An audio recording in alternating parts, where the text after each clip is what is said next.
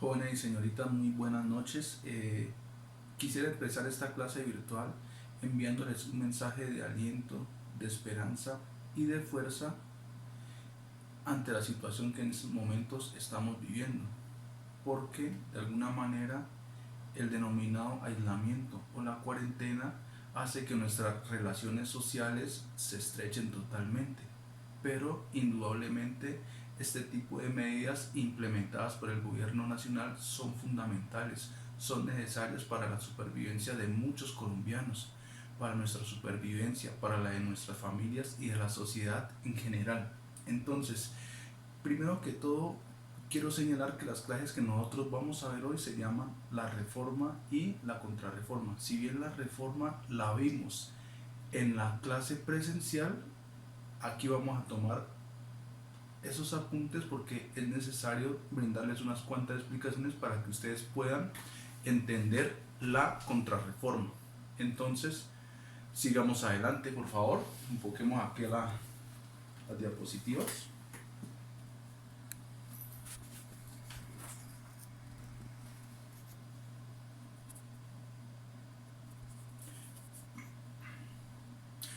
Bueno, primero que todo, lo que quiero resaltar es que la reforma protestante fue ante todo una revolución espiritual. Fueron una serie de cambios que trataron de gestarse o de darse al interior de la Iglesia Católica. En este caso, cuando hablo de una revolución espiritual, estoy haciendo referencia a que de alguna manera cambió la percepción que tenía los seres humanos en relación con Dios. Es decir, hay que tener en cuenta que anteriormente la Iglesia Católica pensaba que solo se podía llegar a Dios o comunicarse con Él a través de los intermediarios, en este caso obispos, sacerdotes, obispos o altos jerarcas, de la Iglesia Católica. Entonces, ese tipo de situaciones las criticaban mucho los denominados protestantes y esas reformas hacia esa parte estuvieron dirigidas.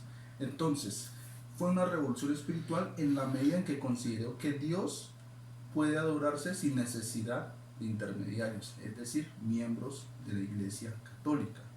Ahora, hay que señalar también que quienes lideraron el proceso de la reforma señalaron que la jerarquía católica estaba por debajo de la Biblia o las Sagradas Escrituras. Es decir, para estos reformistas o protestantes, la Biblia era totalmente sagrada.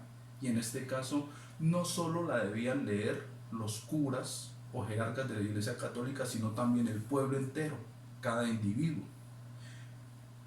Entonces, hay que tener en cuenta otra cosa. Esa reforma protestante se dio en un momento histórico importante. En este caso, al tiempo en que se dio esta reforma, se apenas estaba dando la difusión de la imprenta. Es decir, recuerden que anteriormente, antes del invento de la imprenta, muchos de los libros, mucha de la prensa de la época se escribía totalmente a mano, era artesanal. Entonces, la velocidad para la difusión de las ideas a través de los libros era muy lenta, era muy limitada. Recuerden que en este caso los dueños del conocimiento era la Iglesia Católica, eran los monjes. Recuerden, por ejemplo, que ellos rescataron las obras de la antigüedad, las obras de los griegos y de los romanos, que en este caso iban a sucumbir ante las invasiones bárbaras al imperio romano, valga la redundancia. Entonces, a través de esa imprenta se difundieron muchas de las ideas de la Reforma Protestante, que en este caso fue liderada por Martín Lutero. ¿Listo? Ahora, hay que tener en cuenta también que esa Reforma Protestante de alguna manera condujo a la ruptura de la hegemonía católica en Europa. Aquí tenemos unas imágenes de la imprenta.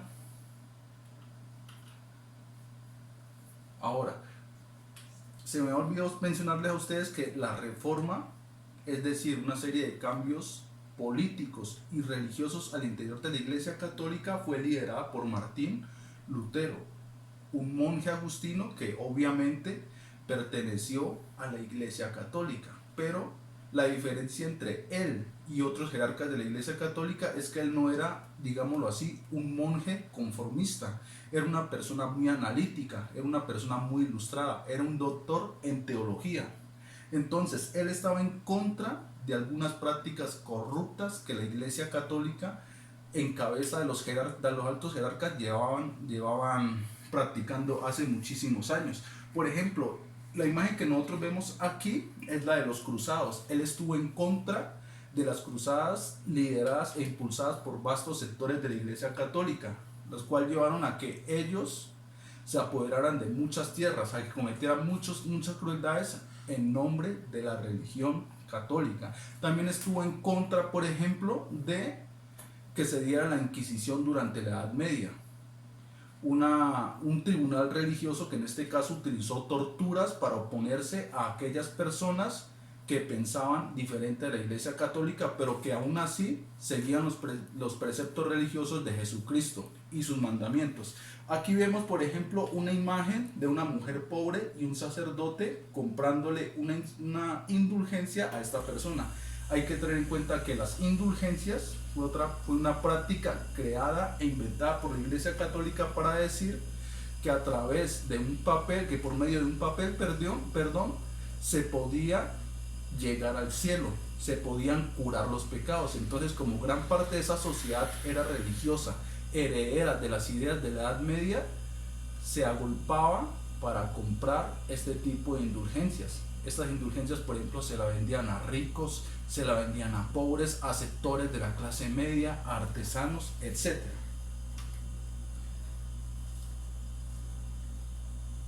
Bueno, aquí esta iglesia que nosotros vemos aquí es la Basílica de San Pedro. Es una de las iglesias más bonitas que se encuentran en Europa.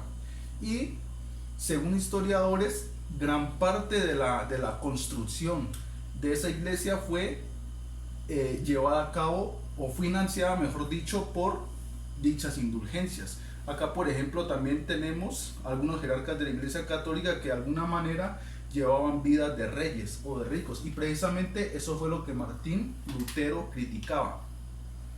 Ahora, considero que Martín Lutero es un destino, una vida, una persona que de alguna manera marcó el derrotero histórico de Europa, en la medida en que creó, digámoslo así, una nueva religiosidad católica, la Reforma Protestante o el protestantismo. Por esa razón son protestantes, porque estaban en contra de algunas de las prácticas de esa institución.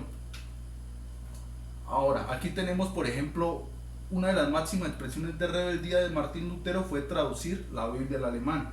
Hay que tener en cuenta que en aquella época la Iglesia Católica consideraba que solo debía leerse y escribirse la Biblia en latín. Es decir, hasta antes de la Reforma, todas las Biblias eran en latín.